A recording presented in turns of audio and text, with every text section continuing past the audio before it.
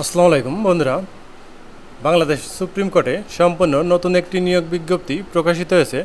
যে বিজ্ঞপ্তিতে জেএসসি পাশ হলেই অথবা অষ্টম শ্রেণী পাশ হলেই আবেদন করতে পারবেন। বন্ধুরা, বিজ্ঞপ্তির বিস্তারিত বলবো, অবশ্যই সম্পূর্ণ ভিডিওটি দেখার চেষ্টা করবেন। বিজ্ঞপ্তি প্রকাশিত হয়েছে 12 জুন 2024 খ্রিস্টাব্দে। বাংলাদেশ সুপ্রিম কোর্ট হাইকোর্ট বিভাগের নিম্নলিখিত শূন্য পদে অস্থায়ী ভিত্তিতে সরাসরি নিয়োগের মাধ্যমে পুনর্নিয়মিতে নিম্নবর্ণিত শর্তাবলী সাপেক্ষে উক্ত পদের বিপরীতে বর্ণিত যোগ্যতা সম্পন্ন জন্মসূত্রে বাংলাদেশের নাগরিকদের নিকট হতে দরখাস্ত আহ্বান করা যাচ্ছে। ক্রমিক নং 1 পদের নাম নিরাপত্তা প্রহরী বা দারোয়ান, পদের সংখ্যা 9টি, বেতন 20,010 টাকা পর্যন্ত, স্কেল 20তম গ্রেড, যোগ্যতা কমপক্ষে অষ্টম শ্রেণী পাস অথবা সমমানের শিক্ষাগত যোগ্যতা থাকতে হবে। শর্তাবলী: দরখাস্ত দাখিলের সর্বশেষ তারিখ অর্থাৎ 11/7/2024 খ্রিস্টাব্দ প্রার্থীর বয়সসীমা 18 থেকে 30 বছরের মধ্যে হতে হবে।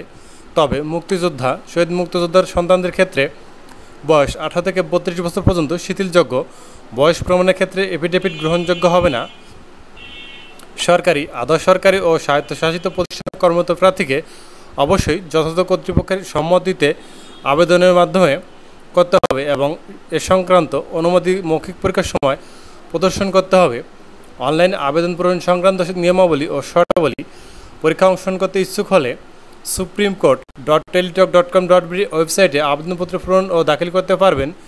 আবেদনের সময়সীমা: অনলাইনে আবেদন পূরণ ও আবেদন ফি জমাদানের শুরুর তারিখ ও সময় 24 জুন 2024 খ্রিস্টাব্দ সকাল 10 ঘটিকায় এবং অনলাইনে আবেদনপত্র জমাদানের শেষ তারিখ ও সময় 11 জুলাই 2024 খ্রিস্টাব্দ বিকাল 4 ঘটিকা পর্যন্ত।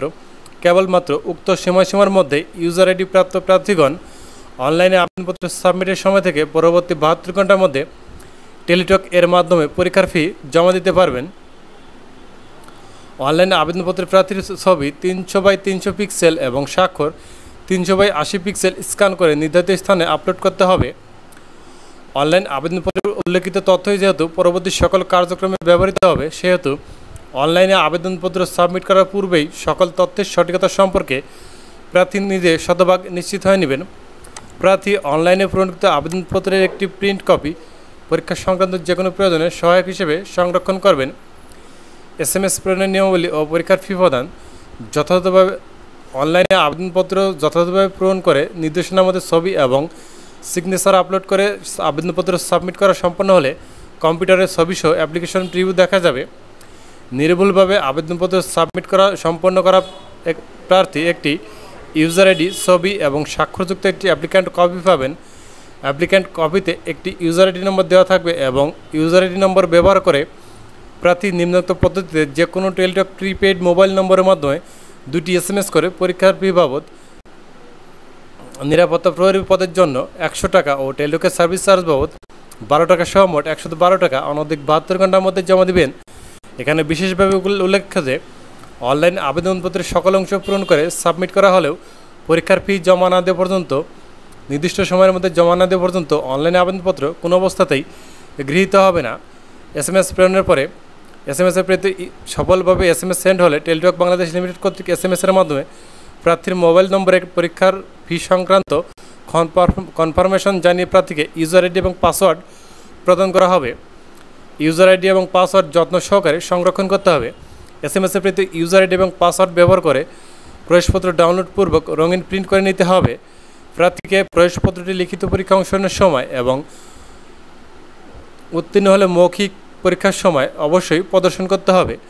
অনলাইন আবেদনপত্রে প্রদত্ত মোবাইল ফোনে পরীক্ষা সংক্রান্ত যাবতীয় যোগাযোগ সম্পন্ন করা হবে বিধায় উক্ত নম্বরটি সার্বক্ষণিক সচল রাখা, SMS পড়া এবং নির্দেশনা তাৎক্ষণিকভাবে অনুসরণ করা বাঞ্ছনীয়।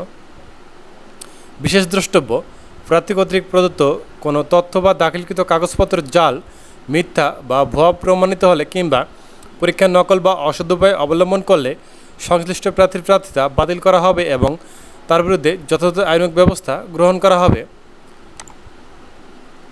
মৌখিক পরীক্ষার সময় নিম্নবর্ণিত কাগজপত্রের মূল কপি প্রদর্শনপূর্বক প্রতিটি সত্যায়িত ফটোকপি দাখিল করতে হবে।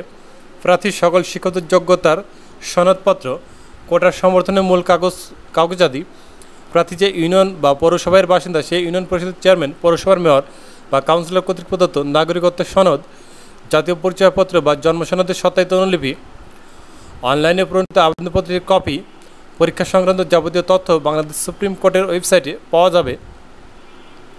নিয়োগ পরীক্ষা সংক্রান্ত যে কোনো বিষয়ে নিয়োগকারী কর্তৃপক্ষের সিদ্ধান্তই চূড়ান্ত বলে গণ্য হবে। লিখিত, মৌখিক, ব্যবহারিক পরীক্ষা অংশগ্রহণের জন্য কোনো প্রকার টিএডিএ প্রদান করা হবে না। ধন্যবাদ বন্ধুরা। এরকম আরও চাকরির ভিডিও পেতে হলে অবশ্যই আমার চ্যানেলটিকে সাবস্ক্রাইব করে পাশে থাকবেন। এছাড়াও যদি আমাদের মাধ্যমে চাকরি আবেদন করে নিতে চান তাহলে ডেসক্রিপশন বক্সে দেওয়া নম্বরটিতে যোগাযোগ করতে পারেন। এক্ষেত্রে যদি আপনাদের ডকুমেন্টগুলো আমাদের কাছে দেন তাহলে আপনাদের আবেদন আমরা এখান থেকে করে দিব। ধন্যবাদ।